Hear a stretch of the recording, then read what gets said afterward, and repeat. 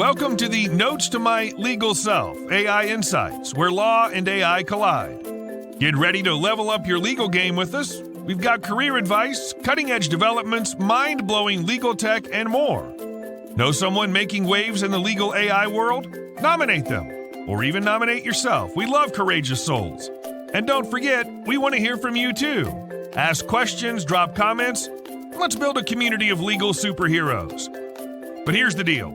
We're all about to have a blast. AI may be serious, but we're here to make it fun. So buckle up, get ready to power up, and let's embark on this exciting journey together. Now, let's introduce your fearless host, Olga Mack. Get ready to dive into the awesomeness of Notes to My Legal Self, AI Insights. Let's go. Well, hello, everyone. Welcome to Notes to My Legal Self. I am really excited to have today's conversation. First of all, it's a repeat guest. And second of all, it's a fellow IP lawyer. So if you're thinking we're going to be geeking out, you're right. We will be geeking out in the fun, most enjoyable way as only IP lawyer can do. So without further ado, welcome, Damien, back to the Notes to My Legal Self. So excited to have you back. I just can't wait to have this conversation with you. You've been now making rounds across the United States and the world talking about AI and the hallways of internet. And thank you for stopping by. I am delighted that you're here. For those folks who managed not to meet you yet, I don't know how that would happen. But if that did in fact happen, please introduce yourself. Sure. The short version is that I've been a lawyer since 2002. I litigated for about 15 years doing copyright law and business litigation, but I've also been a coder since 1985. So I have the law plus tech background. Did a stint at Thomson Reuters where I built some big things for them. Did a stint in cybersecurity where the biggest thing I did was Facebook hired me and my company to investigate Cambridge Analytica. And currently my day job is with VLEX, where I have access to 1 billion legal documents where I do data science and run large language models across those to be able to do kind of fun things. And I also, in my spare time, which there's not much of, I help lead Sally, the legal data standard. And occasionally, I think you play guitars. Sadly, not that often. I'm more often paced this way than this way. But yes, sometimes I play guitar, sometimes I play drums, sometimes I play keyboards, but mostly I just talk to people like you. Well, clearly a man of multiple talents. I mean, you're one of the few people that makes me feel like an underachiever. So let's go forward. I love that. I love that. I would love to continue learning from you.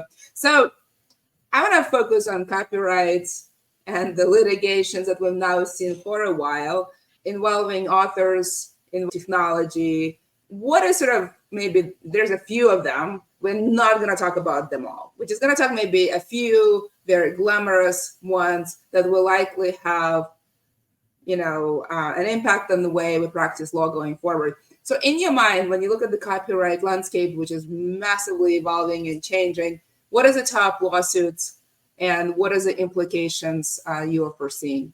Yeah, and as a bit of my bona fides, when I litigated copyright cases. I also advised on copyright matters. I also taught copyright in law school. So anyway, that's a little bit of my bona fides. Thankfully, all of these lawsuits, whether they be the book lawsuits or the image lawsuits or any other lawsuits regarding generative AI, they can all fall under a particular idea in copyright law. And that particular idea is the idea-expression dichotomy.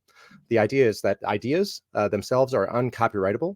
Only the expressions of those ideas are copyrightable. So the idea of somebody in a black hat tying someone to a train track and someone in a white hat saving them, those are both ideas that are not copyrightable. But any particular movie that expresses those ideas is copyrightable. So if we're going to zero in, say, on New York Times and GitHub, because those are the two iconic things that are playing out, have been playing out for a little while, what is sort of the practical application? This idea of idea expression dichotomy being very important in the copyright law and really goes into the roots of the questions that are presented. What can you illustrate in those two examples how this idea expression dichotomy is playing out? Sure. There are ideas that are uncopyrightable. There are also facts that are uncopyrightable. Also, unoriginal things are uncopyrightable. So those three fit into the GitHub case and into the New York Times case. Because when you think about how a large language model, a foundational model like GPT is created, what those are doing is predicting the statistically likely next word. So what is the word to follow? And by doing that, it puts things into vector space. So that is embedding space. And you think of vector space and embedding space almost as ideas themselves. So the idea of a bicycle, the idea of a car. So in vector space, a car, automobile, truck, van, those are all kind of clustered together in vector space because they have the same semantic meaning and the same syntactic meaning. So because they have the same, they're essentially clustered in vector space. And so then when you say, I drove my blank, what's going to fill in the blank? I drove my car, automobile, truck, van. Those are all clustered together. So those are all ideas of a thing that you drive, right? So in this way, both the GitHub case and the New York Times case, when the foundational models ingested those things, it put all of the ideas. It took all of the ideas of cars. It took all the ideas of Bob Dylan-ness. It took all the ideas of Ernest Hemingway-ness. It took all the ideas of Picasso-ness, and it put them into vector space. And then any particular expressions of those ideas, anything that might have been copyrightable, gets thrown away. So all that's left is the idea of a thing you drive, the idea of Bob Dylan-ness, the idea of Ernest Hemingway-ness. So in that way, if it extracts only ideas and then creates new expressions, that is new machine-created expressions, then you have uncopyrightable all the way through. You have uncopyrightable ideas, and then you also have uncopyrightable expressions, because the US Copyright Office has said that if a machine creates an item, it is uncopyrightable. So it's uncopyrightable all the way through. That's the primary argument with both the book cases, the New York Times case, the GitHub case, is the large language models merely expressing ideas, taking ideas, and throwing away and jettisoning the expressions. So let me challenge you a little. I think you may enjoy it. So I think when you talk about cars being an idea, you got me there, and the vans and all those other vehicles. I think at the point you said Bob Dylan-ness or Picasso-ness is an idea, I actually kind of think it's more of an expression. Well, so let me ask you this. Wow, if I were to sing a song in the style of Bob Dylan, and if I were to write a song in the song of Bob Dylan, could Bob Dylan sue me? And the answer is no, because really you can't copyright Bob Dylan-ness. If Bob Dylan could sue, he could sue every singer-songwriter since 1970, because everybody sounds like Bob Dylan, right? Every folk singer sounds like Bob Dylan. So if he I don't know, you tell that to Bob Dylan fans. I may be okay with that argument. Right? If you tell this to Bob Dylan fans, you may not get out from the crowd alive. I mean, I would say you have to be careful when you say that. He wouldn't like it, but that doesn't make it less true. So like if he were to sue, say a singer-songwriter of your choice, say James Taylor for sounding too much like Bob Dylan, he would lose that lawsuit because the idea of Bob Dylan-ness is not copyrightable, right? To your point, that could be a mix of sort of right to publicity and maybe even some sort of trademark, trade dress type of assertions. Because and that's not what large language models are doing, right? So yes, so they're not holding out to be Bob Dylan, right? That would be different. But if they're merely taking the style of Bob Dylan and making a new thing and not attributing it to Bob Dylan, there's no trademark infringement, there's no likeness infringement, there's no copyright infringement. Yeah, I say this would be a difficult argument. I mean, you can convince me with Bob Dylan because I enjoy music, but I'm definitely not a hardcore fan. But you definitely lost me with Picasso because I like visual arts, and I definitely think that's expression. So but let's say that you draw an art in the style of Picasso. Can Picasso sue you if you did artwork that way? And the answer is no, right? Because lots of people do cubist kind of art. And if you had an inspiration for Picasso, but had a new expression of that. Yeah, but cubist, this is where I'm going to take you on probably. I mean, cubist style is very different from Picasso style, right? It's and depending how much you copy, I believe the estate may go after you. Style, at the point style morphs into copying, and that I would say continue. So the expression, if it takes the expression, that's what the court Right. would say. Is it taking the idea of Picasso-ness? If it's merely taking the idea, no copyrightability there. But if there's an aspect of a Picasso painting that is copied verbatim in that way, yes, of course that's copyright infringement. But if you merely take the ideas from them without the expressions, uncopyrightable. Yeah, except that merely the ideas and verbatim copying are two extremes, right? It's copying when it does in fact happen somewhere in the middle. And so to your point, there may be sort of other claims related to other intellectual property and rights to publicity, and depending on the amount of copying could end posturing in the marketplace and lost profits for the estate. I think I would certainly put it in a complaint, and we would certainly have a deep argument and discovery on this point. Yeah. I would certainly use it to settle with you all of the above in the end, because I don't think it's such a clear-cut, idea, expression dichotomy when you do things in quote-unquote Picasso style. If it's clearly sort of just imitating style, yes. But what we've seen with respect to what many writers and artists allege is that the copying is actually quite verbatim. It actually looks like something the artist actually produced and actually may mislead people to thinking, and that rises to a claim of lost profits, right? I'm really glad you brought that up because that's so that originality is another aspect of this because really what large language models and all generative AI do is try to predict the next statistically likely thing, whether that's the statistically likely next word or the statistically likely next pixel. To do that, the more of the data set that includes that predictability, then the less original the thing is. So really, the more likely if it comes out of the other end, it is statistically likely.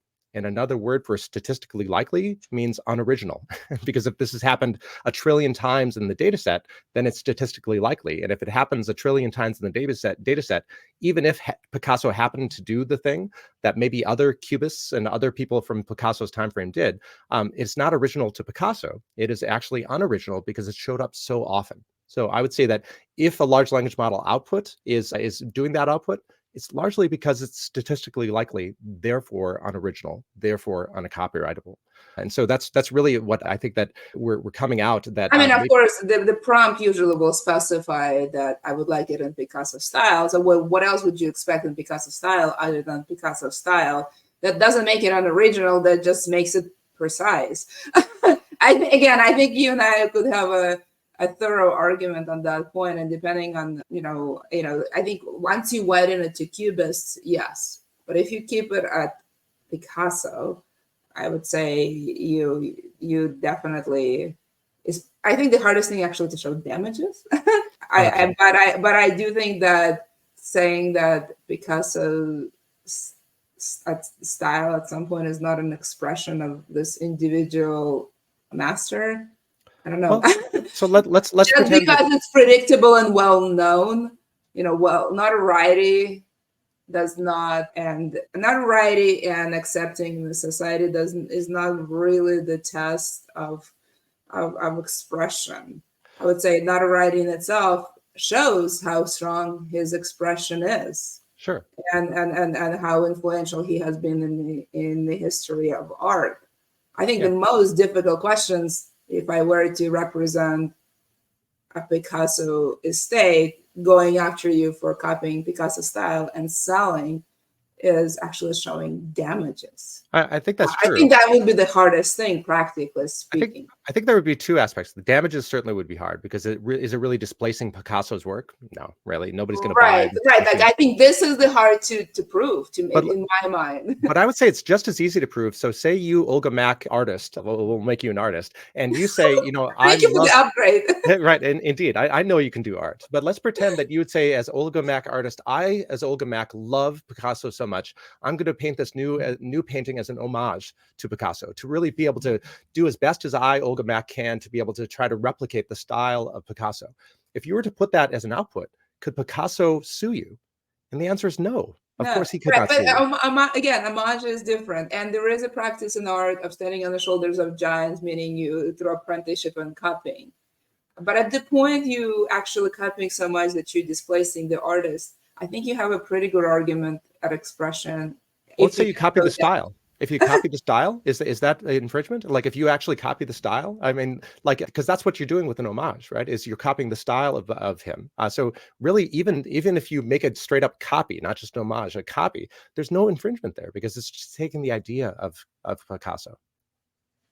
I agree. When you look at the end of spectrums of the continuum between copying and but I think at some point copying can become an original, essentially, an expression. If you copy so much that folks actually think it was done by Picasso. Yes, and that's a really good distinction. Yeah, if someone really thinks that, oh, that is a Picasso, and I, as a generator of that work, hold it out to be Picasso, that's a totally different ballgame. And I would agree that there's either trademark rights and likeness rights and maybe copyright rights at play there. Probably not copyright, but definitely trademark. I think actually there could be copyright. I think again, if you can show damages, I haven't seen damages to be easily shown in copyright cases. But okay. I think we're gonna I guess maybe a little bit different in this analysis. But I want actually maybe you can walk us through that copyright infringement analysis. Like what is copyrightable? How accessibility plays into that? How similar is similar? Because I think we kind of talked about various parts of it in our mini argument, I suppose. And by the way, because he's actually not my favorite artist, I actually don't care too much about Cubism. If you ask me about my period of favorite paintings, it would be Flemish paintings. None of them are copyrightable at this point, given how old they are. So, but because it is a fun example, because he is a commercially successful artist, one of the best in the history of art, and his art still today profits his estate. So that's, I think, why we were focused on it. But yes, I would love to hear about the analysis. Yeah, so the initial analysis is the thing that is sought to be protected copyrightable in the first place? That is it original? Is it not factual? Because if it is factual and unoriginal or an idea, it is uncopyrightable. So that's stage one. Is the thing even protectable in the first place? If the answer to that is yes, then stage two is, did the alleged copier have access to the original work? That is, did the copier of Picasso have access to Picasso? That's stage two. Stage three is if the answers to number one and number two are correct. Number three is the end work substantially similar to the original work? That is the end painting substantially similar to the Picasso work? But really, most people jump to that substantial similar one, number three, without having to go through number one and number two. And really, the biggest question is number one. Is the thing original? Is it an idea or is it a fact? And if the answer is it is unoriginal, idea, and factual, then not even copyrightable in the first place. Do not pass go, do not collect $200, do not go to stage two, do not go to stage three, really, because the unoriginality moots the point of whether it's substantially similar. And that's where I think a lot of people fall down. They jump right to be able to say, oh, look at this output and look how similar it is to Picasso, or look at this output, look how similar it is to Bob Dylan or to Sarah Silverman or to the New York Times. They jump to the substantially similar piece, but they don't really think about whether the thing being copied, if at all, is original in the first place. And that's really, I think, we really need to be focused on, because Sarah Silverman sued over the book Bedwetter. And so, of course, if OpenAI ingested the book Bedwedding, it may have also ingested 1,000 other blog posts that also talked about bedwetting, maybe of a mother talking about their child bedwetting. So if the output of OpenAI talks about bedwetting, is that attributable to Sarah Silverman or to the 1,000 other blog posts that also mention bedwetting? And the answer is, of course, all of the above, because really her mentioning bedwetting, Sarah Silverman mentioning bedwetting in her book, was just one of 1,000 data points that then made it very statistically likely for the output to be bedwetting. So the question is bedwetting itself a copyrightable? No, bedwetting is factual. And so really just because the output is substantially similar doesn't mean that it's necessarily copyrightable. Question one, original or non-factual. Number two, is there access? And then number three, only then do you get to substantial similarity. Yeah, it's argument like this that will get copyright amendments in Congress very soon, by the way. Maybe, but how will you do that without taking humans into the loop? Maybe No, if you say, I think it's a valid point, and you can also imagine that artists are also making valid points. Is that here's folks who have been increasingly stiffed by history, and monetizing their creations. And if I look back on the human history, the most beautiful things have been created by artists. Do I want those people to make profitable living? Do I think there is a policy compelling argument for that? Yeah, you bet I do. I think aside from sort of disagreement whether frequency makes something unoriginal, because you essentially, in my view, making sort of an argument that you would make in trademark, that it's so now used as a verb or so ubiquitous, it is essentially belongs to humanity and therefore not original or not protectable. You lost that protection. I think it's an extreme version of that argument. I kind of pointed out a few times, and I definitely, and it's a logical argument, and I also think you can use logic to get to wrong results, which usually results in Congress changing laws. That's my. I think logically you are on the right track. I'm not convinced that this is the right result, and I do think that there are holes in that logic. Because I think that logic does sort of trend in the argument you would have in trademark. Like you use the word Xerox as a verb to describe any copying, which essentially makes you lose protection because it's so ubiquitous. All of that sounds great, except copyright is not trademarks. that's right. So let's go to frequency of use. Even if you use vectors to show it mathematically, I think in many cases, if that use is not sort of going back to the same original sort of, say, because I would say that, that spread in the world mathematically in itself shows a lack of originality.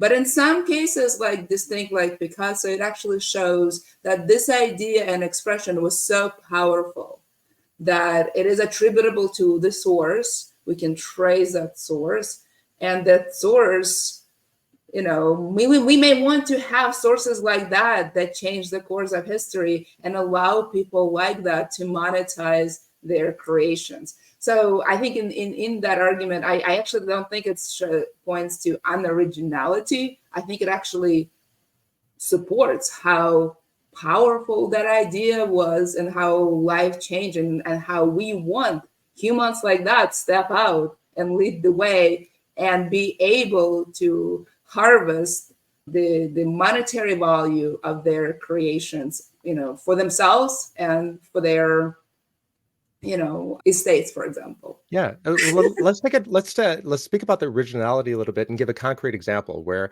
people that know me know that I did a TED Talk that's been seen a couple million times about a project I did where I've brute forced every single melody that's ever happened. So I've made 471 billion melodies.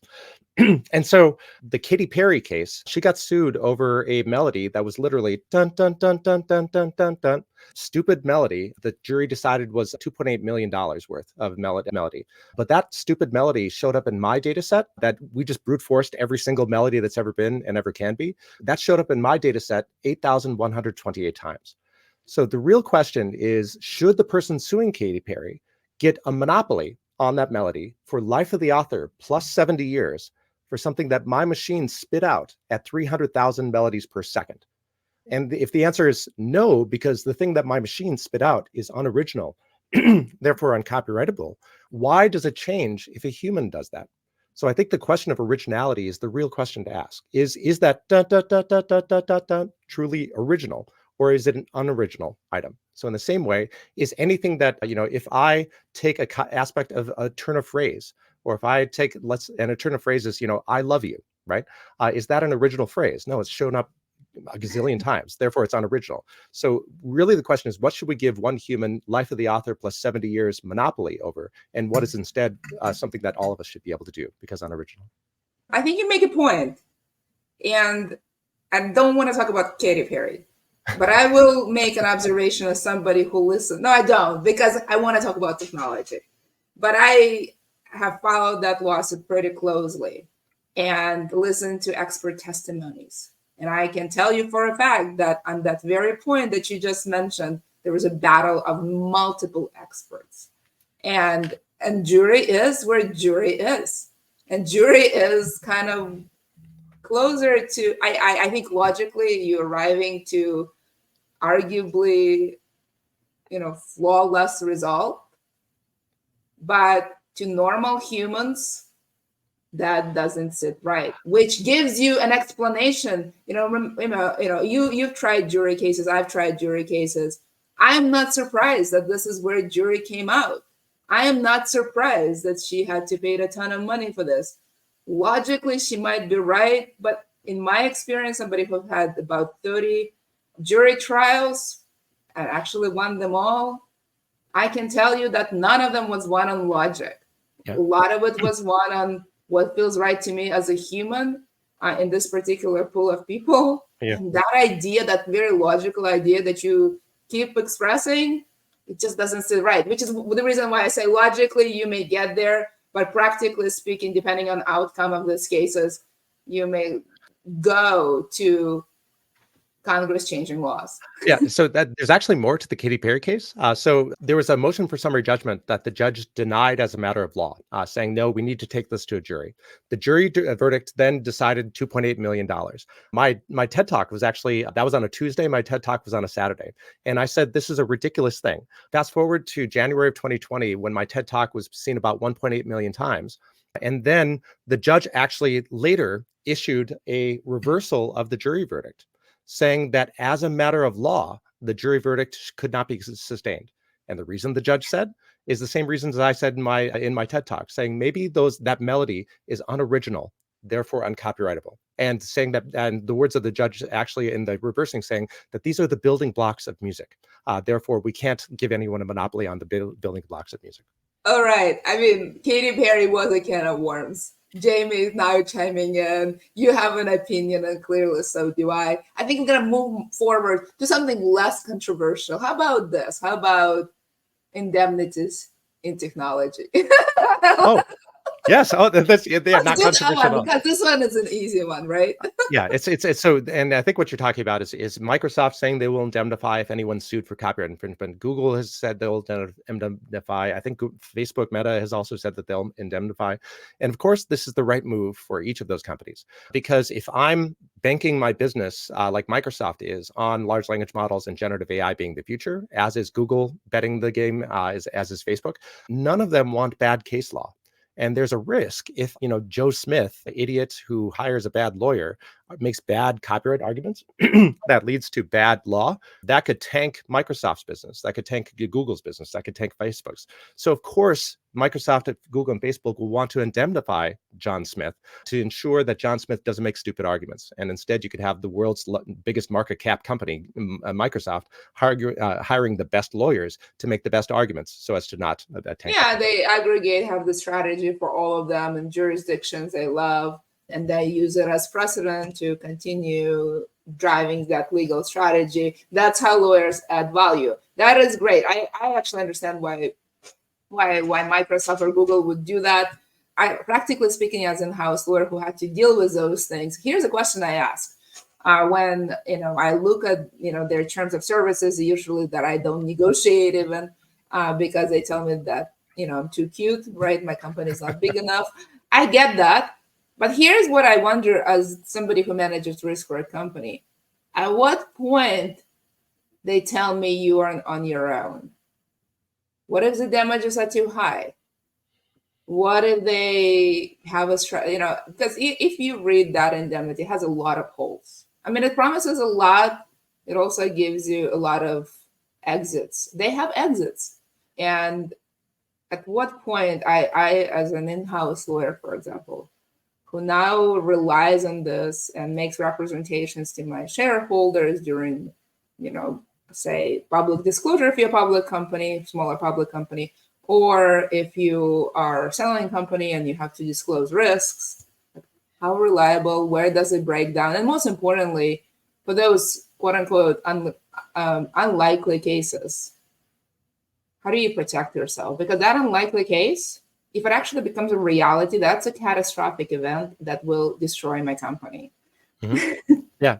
I think that's the right question to ask. And of course, one of those carve outs is if any employee of your company does a bad thing, right? So if and one of those bad things could be like what the New York Times did, is they said, here are 8 paragraphs of a New York Times article. Tell me what's statistically likely to follow. And in that case, OpenAI allegedly finished out the entire article. And of course, it's going to do that because if you give it 8 paragraphs, then it's going to follow. And what that action is actually called is red teaming. And the New York Times was trying to red team to get the system, in this case GPT, to do the wrong thing, that is to violate copyright law. And in copyright law, the bad actor doing the red teaming is actually the infringer. And the tool being used, whether it's a VCR or whether it's ChatGPT, the tool is really the secondary infringer. And under the Sony Betamax case of the 1980s, the question for secondary infringement is that tool, in that case, the VCR, is it capable of substantial non-infringing uses? And in this case, GPT is, of course, capable of many substantial non-infringing uses. And so really, this goes to both the New York Times case and to your question. If the people are doing bad things, that is, if your employees are red teaming the system to do it, of course, there's going to be a carve out there. And in the same way, if the New York Times is red teaming GPT to get to cherry pick the output, then the New York Times themselves are the bad actors. And if anything, New York OpenAI is merely the secondary infringer that is the tool, not the infringer. Yeah, no, there's definitely that, right? The one way to mitigate it is to educate your employees. But then, depending on what happens, for example, with, someone like Microsoft is very actively being pursued for antitrust violations now for a while. And I would say there is a renewed interest in that adventure. That's going to cost Microsoft quite a lot of money. And, the appetite for other things may diminish over time for various reasons, including, prospective breakup, for example, something that Microsoft may or may not control, or Facebook may or may not control, or Google may or may not control, and what risk of that indemnity are, because some of the arguments you see was FTC taking that indemnity and actually tying it directly to the antitrust behavior, right? Consolidation of power. So I think relying on that indemnity as general counsel is a major risk. Yeah. Outside of the risk that you would control by helping your employees to comply with conditions that lead to that indemnity. I do find Jamie's comment really funny. If I were them, I would hire you too. Oh, that's funny, Jamie. I think it's absolutely on point. But that's actually a good point that Jamie brings up, because the reason I was able to brute force every melody is that what I did is I took my data set number 1 was do, re, mi, fa, sol, la, ti, do. So there's 8 notes up, and then I did 12 notes across, and the mathematics on that is 8 to the 12th power. It's about 68 billion. But then if you think about doing every human expression, if that's words, it's not 8, it's 117,000. And if you do 12 words, that's 117,000 to the 12th power. And there are fewer sands on Earth than there are combinations of 117,000 to the 12th power. So really, that's what makes for those people who are lost, that's a ton. That's right. I'm just gonna use a straightforward English without 12th power and not using vector. That's a ton. That's more than you can see by looking at it directly. How about that? That's right. It's almost as many atoms on Earth. So it's really a large number. So the odds of accidentally landing on 12 words strung together are astronomically low, but the odds of accidentally landing on the 12 melodies, that's much, much easier. And that's really what my whole goal was, to educate jurors and educate judges and educate judges' clerks to say that, yes, they may sound the same, but you can accidentally and independently create, as Jamie said earlier. Independent creation is a thing that Judge Learned Hand has said since the early 1900s. So I think hopefully we're getting back to independent creation. And how is that? I'm curious, how is that education going for you? What, say that again, sorry? How is that education of jurors and judges going? Well, remember, I'm a very practical person. What can I prove in court to 12 jurors in front of me. Well, so correlation is not causation, as you know as a scientist. But before my talk, every defendant that has been accused of "you stole my melody," every defendant has lost, and that's been since George Harrison's case in the 1970s. So after my talk, which has been seen 2 million times, and I hope to get to judges, juries, etc. After the talk, every defendant has used my arguments that I made in my talk and has won. So Katy Perry has used my arguments for that order that reversed the jury verdict. Katy, also Led Zeppelin has used that argument that Stairway to Heaven is unoriginal, therefore uncopyrightable. And then Ed Sheeran twice has used that argument, once in the UK and once in the US. All of those have saying that the alleged melody is unoriginal, therefore uncopyrightable. So to your question, it's going pretty well by my count. So far, so good. Is that the answer? Yeah, that's right. I agree with Donna that it is an amazing talk. For those of us who are geekily inclined, it's fun. I would say it's the best talk of all times. And I watched yours, and yours was an amazing talk too. So yes. So again, I do think that it does lead to logically correct results. I do think that result may not feel good to many humans, and that's what that goes back to my argument that now is the perfect time to change copyright. So I do think that this is where we're trending, by the way. But let's think about, yes, I think you're right. It sticks in the craw of most people saying, no, we should be able to protect our intellectual property. But if you think about what's the whole goal of intellectual property from the beginning of the founding of this country, the idea is that we as a country want to encourage the creation of art, encourage the creation of patents through inventions. We want to encourage the writings. So to encourage that, there's an exchange going on saying we as a government will give you a monopoly, originally 17 years and then 50 years, now life of the alphabet is 70 years, but we'll give you a monopoly. In exchange, we need you to make more things. That is in a scarcity mindset because we wanted to be so words were scarce. But now think about large language models and generative AI. I could be able to take a paragraph, or let's say 3 pages worth of prompting, and I could say, turn this into an article. I can make one version of that article, or I can make 1,000 versions of that article, or I can make 1 million individual versions of that article. So the ideas that I inputted are uncopyrightable, and the expressions of those ideas, if created by a machine, are also uncopyrightable. So there's no more scarcity. We have an abundance of expression. Let me challenge you on that, because I am an avid user of this stuff. First of all, it only gives you great stuff if you ask great questions and really help it to get to the right place. If you are a knowledgeable operator, you will get to a point of decency. The initial output may get better. It's all right. It could be. It's easily spotted. It's not good enough. It's generic and all of that. That's not where I want to focus. I reread the Copyright Office guidance and the Patent Office guidance, both available in the Library of Congress website in PDF form. The long documents, invite you to read them. They say a lot of words with many citations. Here's the one common thing they have.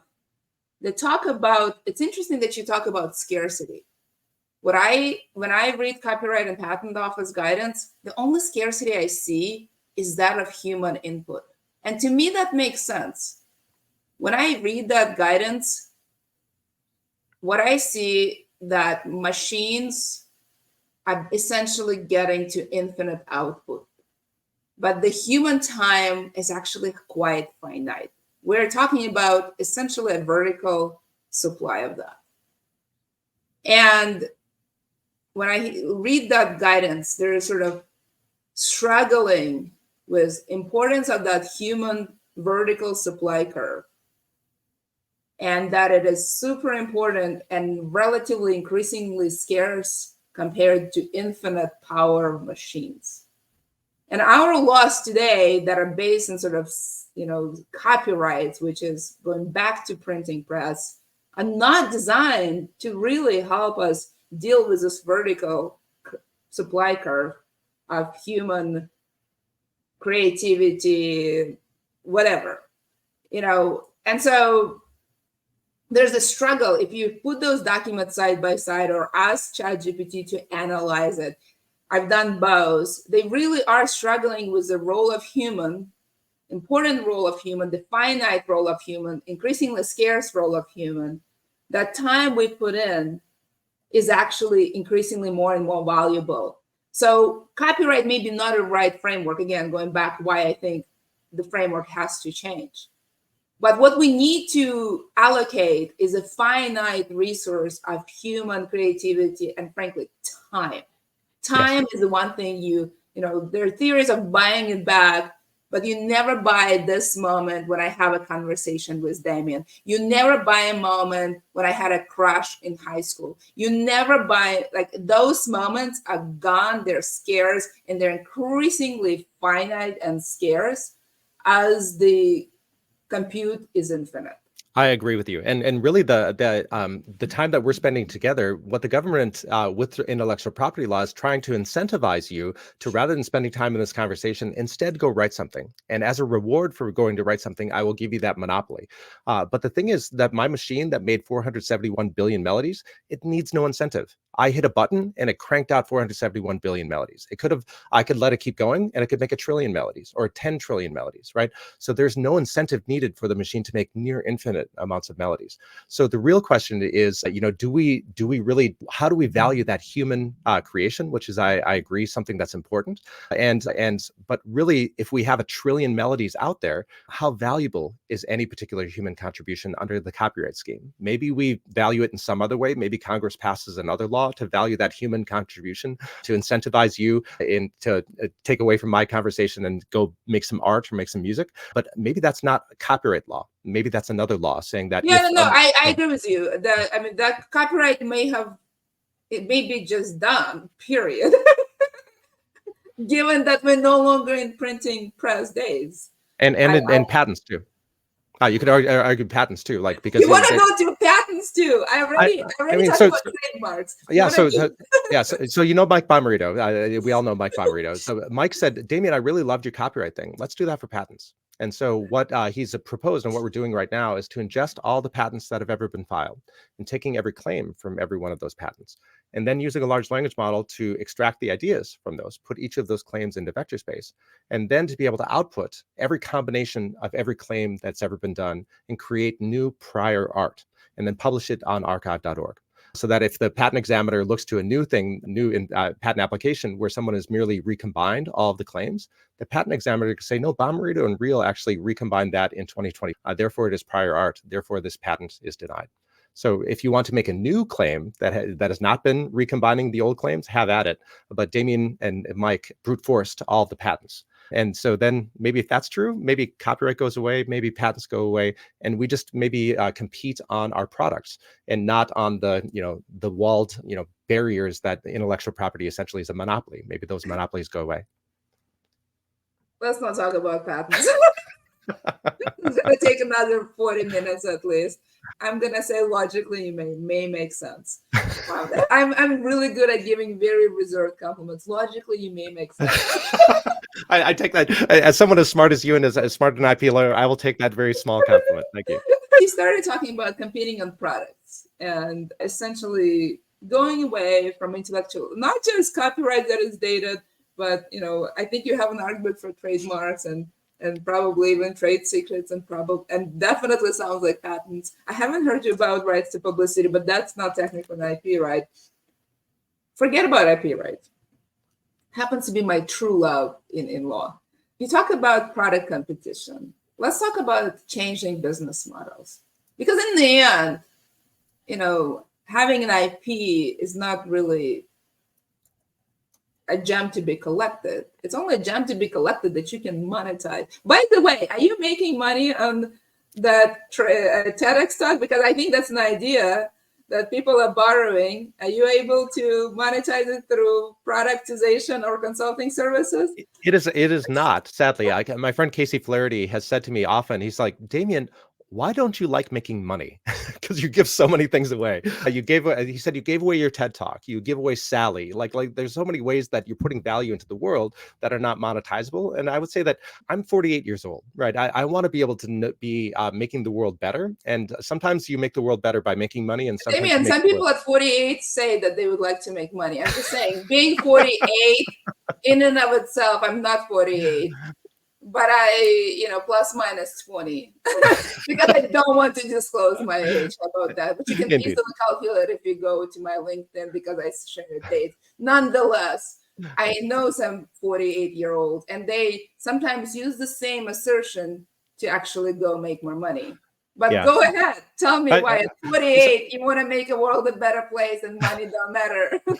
No, I'm saying like I make plenty of money, and I'll, thank you for VLAX for giving me money so I could be able to talk with you today. So I make plenty of money. The question is, do I need to make money on melodies? Do I need to make melody on Sally? And the answer is because I make enough money through VLAX, I don't need to make money on those things. And those things are actually changing the world in a way that we described with my copyright project. And Sally is actually changing the world on the legal tech side. So as we think about what we as, what do I, when I die, which I will, and everyone on this call will, what do I want to be known for? And it's not for making money. It's for really bringing some good into the world. And I hope that my copyright project and Sally is bringing some good. You can change the world with money too. I can give you plenty of examples, and Jamie again pointing out to you guitars. It's true. That's a very good point. I hear you. That sounds good. We're coming to the end. I still want to talk about the business models. What, practically speaking, I think we will agree that IP laws are in flux. And that's probably where we will be drawing an agreement. No? Yes? Yes. Yeah. Okay, good. Yes. I want to hear an audible yes, yes. As opposed to Olga's forced yes. Yes, counsel. Good. Okay, you're compliant. We can go forward now. Let's do that. So what are you expecting in terms of business models? Because in the end of the day, folks want to make as good or better living that they've done before LLMs. Yes. Where is this going? Are we sort of having competitive markets where we're competing head to head on the quality of our products? How do you think that landscape is going to be changing? Knowing we have 6 minutes left, there are 3 potential business models that I want to know what you want to focus on. We could talk about legal tech business models, we could talk about lawyers' business models, and we could talk about societal business models. Which do you want to focus on? Oh my God, it's like my kids when they ask me which one of them is my favorite child, and my answer is, you're my favorite older child, you're my favorite younger child, and you're my favorite husband. And all of them point out that they're singular, and I just didn't. And you know what? Why don't you pick? All right, so I'm going to pick legal tech because that's the one that's nearest and dearest to my heart. And maybe if you could, I'm sharing my screen right now.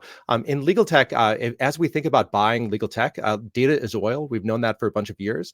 You have to refine the oil, pipe it to customers, figure out if it's plastic, is it going to be a water bottle, or is it going to be a toy, and then you get it to market. So if you think about what is the legal oil, that is statutes and regulations and judicial opinions. And then there's also private oil, like what are the settlement agreements? What are the merger agreements? So these data you then have to refine. And you used to have thousands of people tagging up and summarizing, but it turns out with large language models, you don't need to do that anymore. You have Sally tagging and summarizing, and now you can get well-tagged data for almost no money. Is it a website that you're providing to the customer, or is it raw data? Creating both of those is now cheaper than ever with large language model codecs, et cetera. But then product, what do you build? Olga knows how to build product, and I know how to build product, and we know that because we're lawyers. We know what the pain points are, and we work with good product people, and we have good UX people to make it seamless. And then you have trust. Who do you trust? The person that is selling you the thing. If we think about moats, there's a huge moat in public oil. It costs $2 billion to download the entirety of Pacer. That's a big moat. But there's no moat to tagging or summarizing. You don't need thousands of people anymore. You just need your friendly large language model. There's no moat to be able to create a website or an API feed. But there is a moat on product. What is the problem that needs to be solved, and what's a price that could be able to solve that effectively? That is a moat. And there's also a moat on relationships. So really, as we think about what is our going forward future, I think that if you're trying to sell a refinery product, you're doing it wrong, because you're merely a GPT wrapper. And that if you don't have any oil, that is either you don't have public oil or you don't have private oil, all you are is a wrapper. And the build versus buy question from a law firm or a corporation is saying, why should I buy it from you when I have access to GPT-3 too, or I have GPT-4 too, or GPT-5 too? So the idea that anyone who is just a wrapper of this, I think that goes away. And I think that really we're going to be faced with a place where we're really going to be competing both on oil and on product, and refineries go away. Okay, I have to say I need to process this.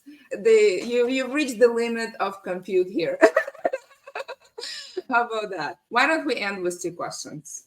One is, so I'm a lawyer, I've been practicing for a while, just started out, about to start out. What is sort of practical implication of your theory of how can let me ask you, let me be more specific. How can I have as good or better lifestyle? Yes. I've thought a lot about this. So really, as everyone is building machines to be able to go up and up the value chain of what lawyers do. So for example, at VLEX, you ask a legal question and it'll output a memo that would have taken 10 hours and maybe in 2 minutes. So 10-hour task to 2 minutes. We're creating a thing right now and released it that you could take a complaint and turn it into an answer just in a few minutes. So as that lower level thing goes and we go up and up the value chain, what do I as a young lawyer need to hone? And essentially what I need to hone is what you and I are doing right now, is that our human skills. Because, I use TurboTax, but I also hire an accountant to be able to say, I want to bounce these ideas off of you in the way that the machine cannot.